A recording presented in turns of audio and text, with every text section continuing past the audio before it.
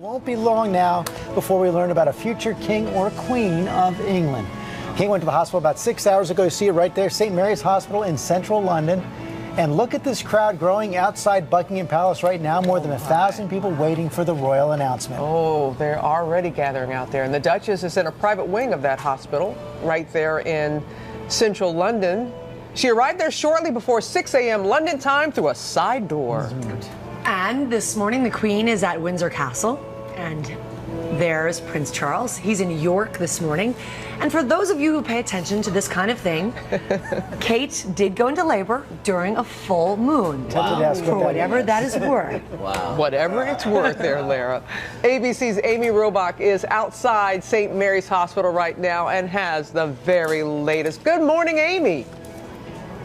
Good morning, and you know what? We saw that full moon last night, and we were wondering, and sure enough, at 5:30 this morning, we now know that William and Kate were driven in by a royal bodyguard to the rear entrance of St. Mary's Hospital. No one actually got to see the royal couple, so they made their secret entrance. They were admitted shortly thereafter around 6 a.m.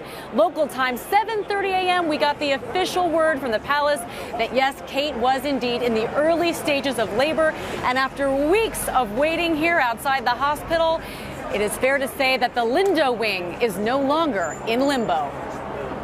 That secret entrance to the hospital took the scores of media waiting outside by surprise. The palace had always indicated that the Duchess was due in mid-July, so camera crews from all corners of the globe have been camped outside of the Lindo wing of St. Mary's Hospital for weeks, waiting to catch a glimpse of the royal duo. For an anxious nation, word that the Duchess is in labor is welcome news. Future heir, isn't it? So that's why it's bringing a lot of excitement. Hopefully a boy. Actually, hopefully a boy. I think the country will be delighted, whatever it is. Hope so. Yes. Kate has reportedly been hoping for a natural childbirth and will be shepherded through her labor by a veritable medical dream team headed by renowned obstetricians Dr. Marcus Setchell and Dr. Alan Farthing. Prince William is expected to stay by Kate's side throughout her labor and will take 2 weeks of paternity leave. Elsewhere in England today, proud grandpa-to-be Charles was all smiles, awaiting word of his first grandchild.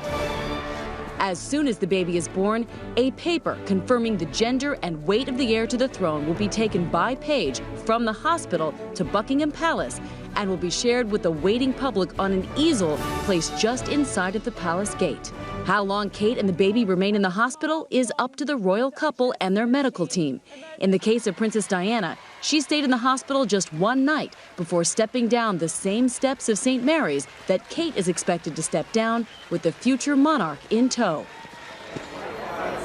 And George, for so long, I've seen these tired, long faces.